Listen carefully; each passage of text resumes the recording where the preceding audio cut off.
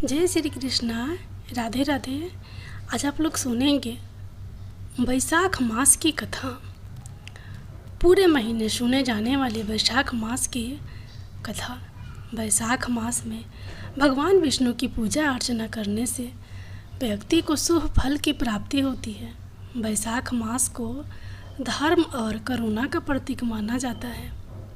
मान्यता है कि इस महीने में भगवान परशुराम और गौतम बुद्ध का जन्म हुआ था।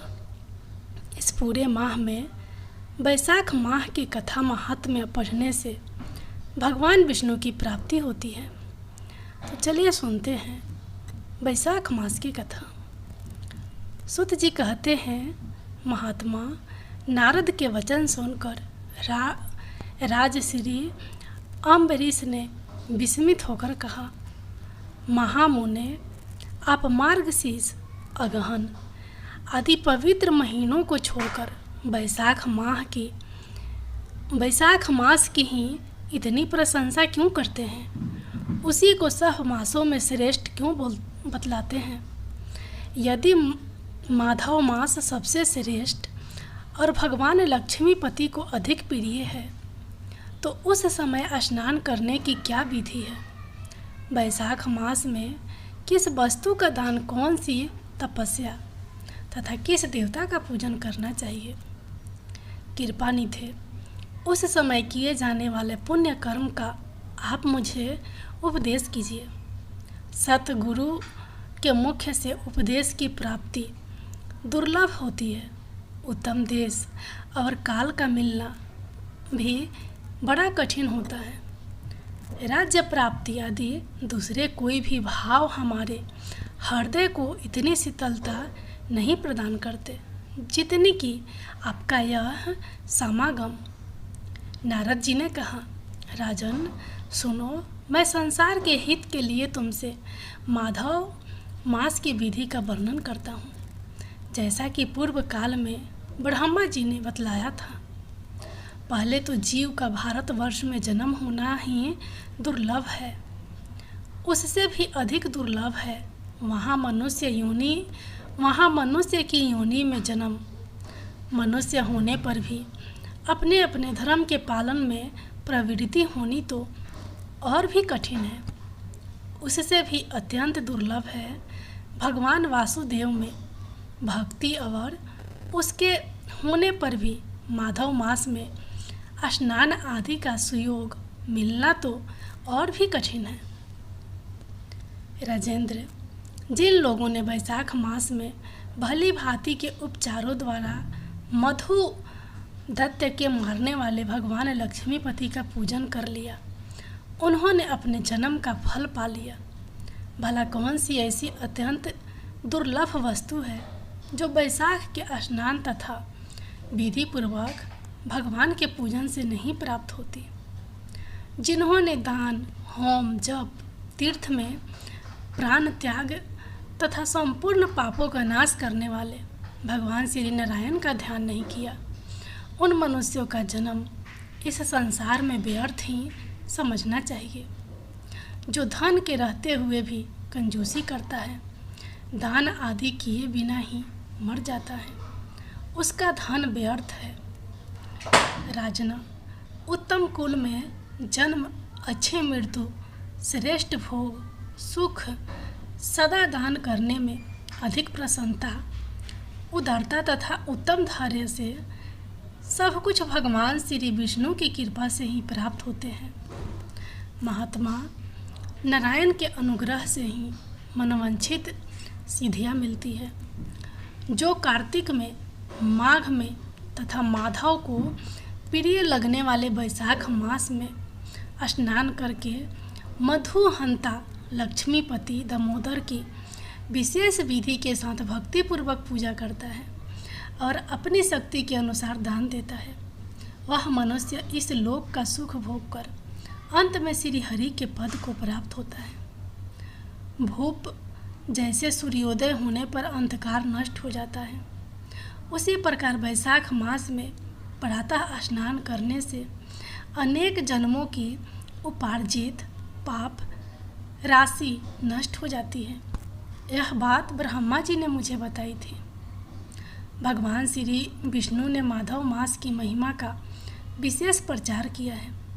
अतः इस महीने के आने पर मनुष्यों को पवित्र करने वाले पुण्य जल से परिपूर्ण गंगा तीर्थ, नर्मदा तीर्थ, यमुना तीर्थ अथवा सरस्वती तीर्थ में सूर्योदय से पहले स्नान करके भगवान मुकुंद की पूजा करनी चाहिए। इससे तपस्या का फल भोगने के पश्चात अच्छे स्वर्ग की प्राप्ति होती है। भगवान श्री नारायण अनाम्य रोग व्याधि से रहित है। उन गोविंद देव की आराधना करके तुम भगवान का पद प्राप्त कर लोगे।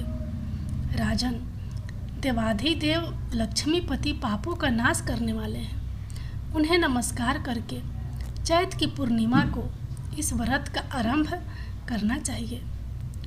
व्रत लेने वाला पुरुष यमनियों का पालन करे, शक्ति के अनुसार कुछ दान दे, हवि सयात्र भोजन करे, भूमि पर सोए, ब्रह्मचर्य व्रत में दृढ़तापूर्वक स्थित रहे तथा हृदय में भगवान श्री नारायण का ध्यान करते हुए कुछ आदि तपस्याओं के द्वारा शरीर को सुखाए। इस प्रकार नियम से रहकर जब वैशाख की पूर्णिमा आए उस दिन मधु तथा तिल आदि का दान करे। श्रेष्ठ ब्राह्मणों को भक्तिपूर्वक भोजन कराए, उन्हें दक्षिणा सहित धेनु दान दे तथा वैशाख स्नान के व्रत में जो कुछ त्रुटि हुई हो उसकी पूर्णता के लिए ब्राह्मणों से प्रार्थना करे।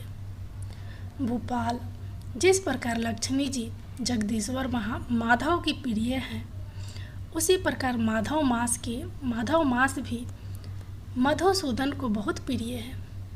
इस तरह उपयुक्त नियमों को पालन पूर्वक 12 वर्षों तक वैशाख स्नान करके अंत में मधुसूदन की प्रसन्नता के लिए अपनी शक्ति के अनुसार व्रत का उद्यापन करें। अम्बरीश पूर्व काल में ब्रह्मा जी के मुख से मैंने जो कुछ सुना था वह सब वैशाख मास का महात्मा तुम्हें बता दिया।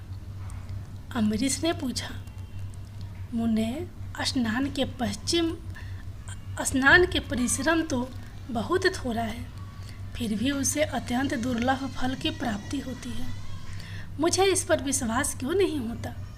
मुझे मोह क्यों हो रहा है? नारद जी ने कहा, राजना, तुम्हारा संदेह ठीक है। थोड़े से परिश्रम के द्वारा महान फल की प्राप्ति असंभव सी बात है।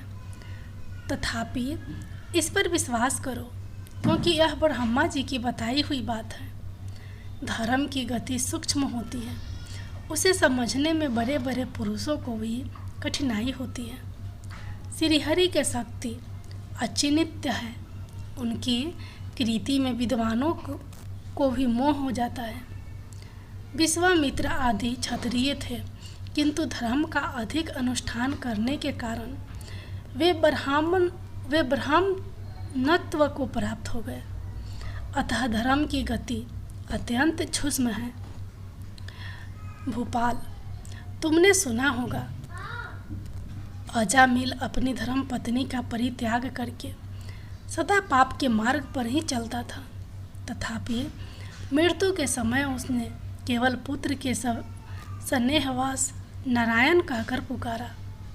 पुत्र का चिंतन करके नारायण का नाम लिया, किंतु इतने से ही उसको अत्यंत दुर्लभ पद की प्राप्ति हुई। जैसे अनिच्छापूर्वक भी यदि आग का स्पर्श किया जाए तो वह शरीर को जलाती ही है, उसी प्रकार किसी दूसरे निमित्त से भी यदि श्री गोविंद का नामोच्चारण किया जाए तो वह पाप राशि को भस्म कर डालता है तथा दहती जीव विचित्र है। जीवों की भावनाएं विचित्र हैं, कर्म विचित्र है तथा कर्मों की शक्तियाँ भी विचित्र है। शास्त्र में जिसका महान फल बताया गया हो वही कर्म महान है।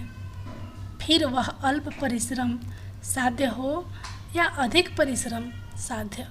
छोटी सी वस्तु से भी बड़ी से बड़ी वस्तु का नाश होता देखा जाता है। जरा सी चिंगारी से बोझ के बोझ तिनके स्वाहा हो जाते हैं।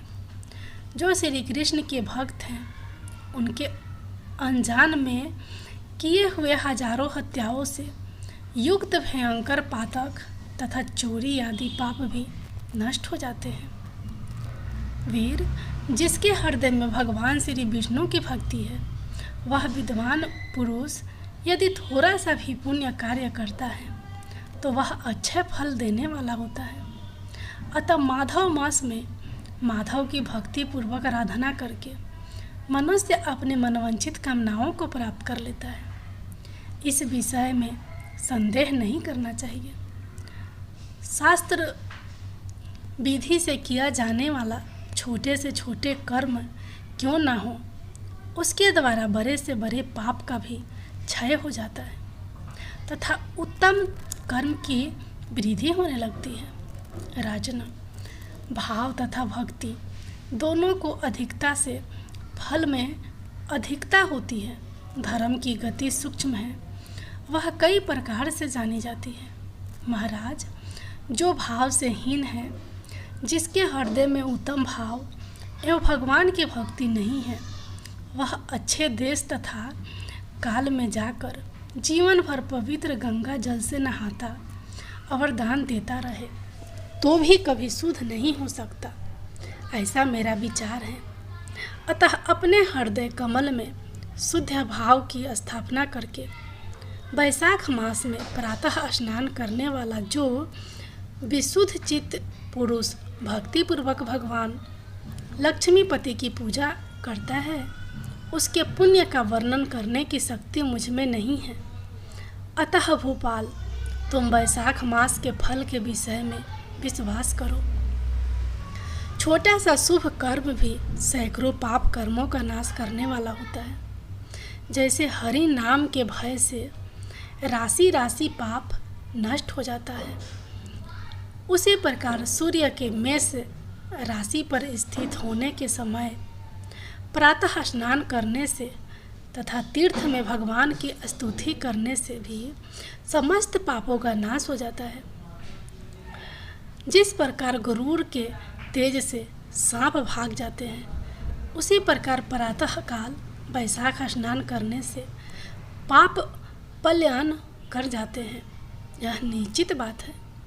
जो मनुष्य मेष राशि के सूर्य में गंगा या नर्मदा के जल में नहाकर 1, 2 या तीनों समय भक्ति भाव के साथ पाप प्रशमन नामक स्रोत का पाठ करता है, वह सब पापों से मुक्त होकर परम पद को प्राप्त होता है। अमरीश, इस प्रकार मैंने थोड़े में यह वैशाख स्नान का सारा महात्म्य सुना दिया। अब और क्या सुनना चाहते हो?